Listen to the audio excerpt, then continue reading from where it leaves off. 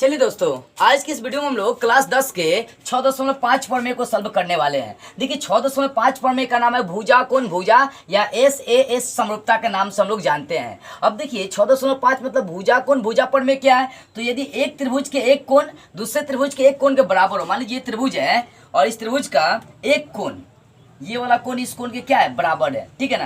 तो किसी एक त्रिभुज का एक कोण दूसरे त्रिभुज का एक कोण के बराबर हो, एक कोण के बराबर हो तथा इन कोणों को अंतरित करने वाली कौन भुजा है, ये है और इधर ये है। तो इन कोणों के अंतर्गत करने वाली भुजाएं समानुपाती हो, यानी ये भुजाएं जो साइड में ये सब भुजाएं समानुपाती है, तो दिखाना है कि दोनों त्रिभुज क्या है, समरूप है। यानी कह रहे हैं कि दो त्रिभुज हैं जिसमें एक कोण बराबर हो और उनके अंतर्गत जो बनने वाली भुजाएं हैं वो सब समानुपाती हो, तो दोनों त्रिभुज आपस में क्या होते हैं, समरूप होते हैं। तो मैंने कुछ नहीं किया, पहले ABCD और DEF दो त्रिभुज मान लिया। तो माना कि ABC और DEF दो त्रिभुज है जिसमें आपको दिया क्या क्या है, तो AB बटा बोला D मतलब दो भुजाएं समानुपाती है, तो AB बटा DE और यहाँ पे AC बटा DF और एक कोण बराबर दिया, कोण A बराबर कोण D लेकर चल दिया। तो दो भुजाएं समानुपाती और साथ में एक कोण क्या हो गया, बराबर हो गया।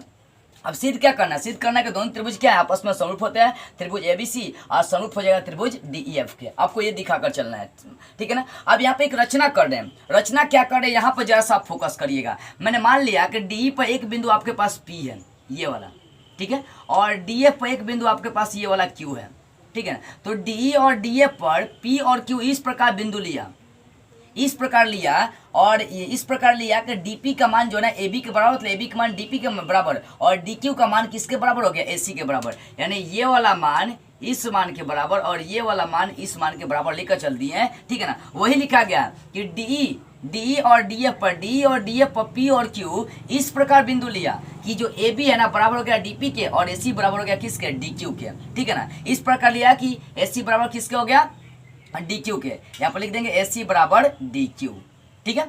और साथ में एक और क्रिया करेंगे, P और Q को मिला देंगे और रचना में P और Q को मिलाया, तो ये रचना हो गया, अपना से किया गया। यहाँ पर क्या किया है, तो D और DP पर P और Q इस प्रकार बिंदु लिया कि DP बराबर हो गया AB के और DQ बराबर हो गया AC के, फिर बाद में P और Q को मिला दिया, तो ये रचना हो गया। अब उत्पत्ति की जरूरत है, मतलब प्रमाण की जरूरत है कि आपको साबित क्या करना है। आपको साबित ये करना है कि दोनों त्रिभुज आपस में समरूप होते हैं। तो पहली बात हम लोग यहाँ पर ध्यान देने वाले हैं कि आपको दिया जो है ना, यहाँ पर भुजाएं समानुपाती दिया हुआ, ये उठा लेते हैं, दिया है, दिया क्या है, AB बटा DE और AC बटा DF, ये आपको मान क्या कर दिया, दिया हुआ है। अब यहीं पर जरा सा फोकस करने वाली बातें कुछ आ रही है, ठीक है ना। देखिए यहाँ पर ध्यान दीजिए, ये AB है तो आप रचना में AB का मान D उठा चुके, उठाए ना,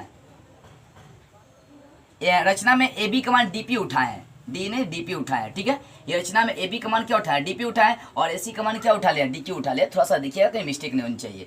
तो यहाँ पर रचना में AB का मान DP उठाए थे और AC का मान DQ उठाए थे। तो यहाँ पे AB का मान DP है तो यहाँ पे AB की जगह पर रख देंगे DP, अब बटा इसका DE है तो DE, अब बराबर AC, तो रचना में AC का मान DQ है तो AC की जगह पर रख देंगे DQ, अब बटा हो जाएगा DF, ठीक है। अब एक काम करते हैं, इस मान को उलट देते हैं, इस मान को क्या करते हैं, उलट देते हैं, क्योंकि हमें आधा बटा आधा चाहिए, हम PQ समानांतर EF करना चाहते हैं। तो इस मान को उलट दीजिए जरा आप, DE ऊपर चलाएगा और DP नीचे चलाएगा, अब फिर यहाँ पर DF ऊपर चलाएगा और DQ नीचे चलाएगा। अब एक काम करेंगे, दोनों ओर एक घटा देते हैं, ठीक है, दोनों ओर एक घटाइए, DE बटा DP घटाओ एक, इधर भी वही करेंगे, DF बटा DQ और घटाओ एक। अब दोनों ओर एक घटाने की ओर आ रहे हैं तो ये आपका ऐसा हो जाएगा, घटाओ आती है ना, DP को इधर ला देंगे तो DE और घटा हो जाएगा DP, अब बटा हो जाएगा आपका DP। यहाँ भी वैसे ही क्रिया करेंगे, DQ को इधर ला देंगे तो हो जाएगा DF और घटाओ DQ, अब बटा में चलाएगा आपका DQ। भिन्न के घटाओ आती है ना, तो भिन्न के घटाओ यदि आती है तो अपना सॉल्व करिएगा, बनाते रहिएगा ध्यान से, ठीक है। तो मैंने कुछ नहीं किया, DP को इधर ला दिया, DQ को इधर ला दिया, भिन्न का घटाओ इसको बना दिया। अब जो यहाँ पर करने वाला है उस पर फोकस करिए जरा सा। अब देखिए DE घटाओ DP है ना, ये पूरा DE में से DP घटा लेंगे तो आपका PE बचेगा, ध्यान दीजिएगा, है पूरा DE है, पूरा DE में से क्या घटाना है, DP घटाना, DE में से DP घटा लेंगे तो बचेगा PE, तो ऊपर लिख देंगे या PE, ठीक है ना। ऊपर वाला मान क्या, DE घटाओ DP का मतलब PE हो गया, बटा DP है तो DP लिख देते हैं, ठीक है। बराबर देखिए, बराबर है DF में ये पूरा भाग आ जाएगा, DF में से DQ घटाना, देख सकते हैं ना, DF घटा DQ, तो DF में से DQ घटा देंगे तो आपका QF बचेगा, तो यहाँ पर लिख देंगे QF, अब बटा कितना, बटा DQ है तो बटा लिख देंगे DQ, ठीक है। अब इस मान को फिर उलट दीजिए, उलट देते हैं तो ये हो जाएगा डी पी, अब बटा चलाएगा पी, यहाँ भी उलटेंगे डी क्यू, अब बटा हो जाएगा क्यू एफ। तो अब देखने को क्या मिल रहा है कि आप आ गया डी पी बटा डी और डी क्यू बटा क्यू एफ आ गया, मतलब आधा बटा आधा हो गया। तो यहाँ पर थेल्स का विलोम लगा दीजिए, पढ़े ना थेल्स का पर में जब भुजाएं समानुपाती होती है, आधा बटा आधा होती है, तो थेल्स का विलोम लगाएंगे तो वो जो बांटने वाला बिंदु होता है वो समानांतर हो जाता है। तो लिख देंगे थेल्स के विलोम से, थेल्स के विलोम से। तो थेल्स के विलोम से बांटने वाला पी और क्यू है, तो ये रेखा आपका क्या हो जाए ना, ये पी क्यू रेखा समानांतर हो जाएगा किसके, ई एफ के। तो लिख देंगे पी क्यू समानांतर हो गया किसके, ई एफ के। ये दोनों रेखा आपस में समानांतर हो गया। अब जानते हैं जब दो रेखा समानांतर होती है तो उनकी एक ही ओर का संगत कोण बराबर होता है, ये वाला कोण इस कोण के बराबर, ये वाला कोण इस कोण के बराबर, यानी इसलिए लिख देंगे कोण पी बराबर हो जाएगा कोण ई, ठीक है। अब फिर हो जाएगा कोण क्यू बराबर हो जाएगा कोण एफ, तो कोण क्यू अब बराबर कोण एफ। तो मैंने क्या किया, सबसे पहले यहाँ पर भुजाएं समानुपाती किया, जो दिया था उसको उठा लिया, A B comma D P और A C come on D Q किया, यहाँ से इधर उधर किया, 1 घटाया तो आपका आधा बटा आधा आ गया। फिर थेल्स का विलोम लगा दिया, थेल्स का जैसे विलोम लगाया कि पी क्यू समानांतर हो गया ई एफ के, उसके बाद इनके संगत कोण क्या हो गया, बराबर हो गए। अब इतना करने के बाद आपको आधा आधा ये वाला ए बी सी और ये डी पी क्यू उठाकर चलना है, इसको सर्वांगसम सिद्ध करना है। अब चलते हैं इन दोनों त्रिभुज में। अब त्रिभुज ए बी सी तथा त्रिभुज डी पी क्यू में, इसमें चल रहे हैं ए बी सी और डी पी क्यू में चल रहे हैं। तो डी पी क्यू में चलेंगे तो क्या क्या आपको मिला, पहले तो रचना से आप ए बी को बराबर माने हैं डी पी के, माने ना ए बी बराबर है किसके, डी पी के। लिख लेते हैं यहाँ पर ए बी बराबर है किसके, डी पी के। ये आपको एस एक मिल चुका है भुजा, ठीक है ना।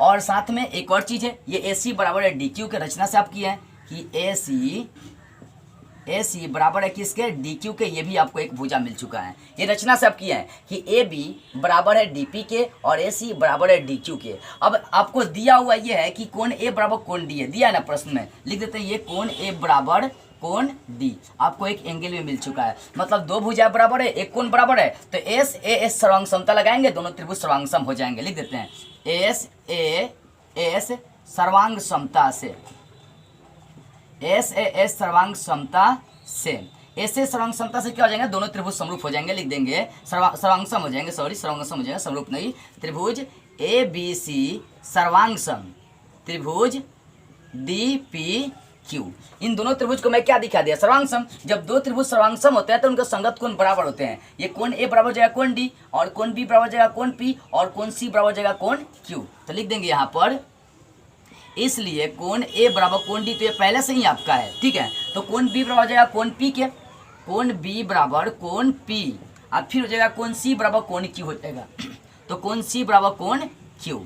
अब इसको या आप ये भी लिख सकते हैं या, ठीक है, ये लिख सकते हैं कोण ए को जो कहते हैं छोड़िए, कोण ए बराबर कोण डी, और ये कोण बी बराबर जो है ना कोण पी का आप मान निकाल चुके हैं जब पैरेलल सिद्ध किए थे। कोण पी का मान कोण ई था, तो कोण पी के जगह पर कोण ई रख देंगे, ठीक है। यहाँ कोण सी बराबर कोण क्यू, यहाँ पैरेलल में कोण क्यू का भी मान निकालना है कोण एफ के बराबर।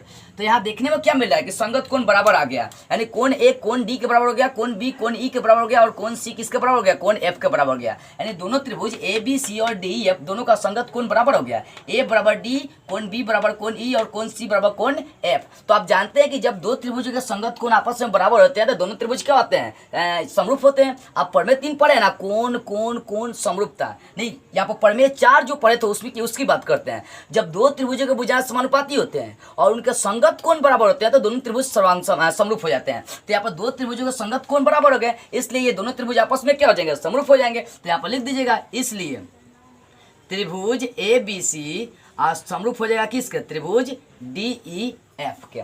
क्यों हो गया, क्योंकि इनके संगत कोण आपस में दोनों त्रिभुज के बराबर हो गए, इसलिए ए बी सी समरूप हो गया त्रिभुज डी ई एफ के। तो इस तरह से आपका पर्वे 5 भुजा कोण भुजा एस ए एस समरूपता क्लियर हो गया, ठीक है ना। तो बस आज की इस वीडियो में इतना ही, अगले वीडियो में हम लोग इसके छठे प्रमेय के साथ फिर मिलेंगे।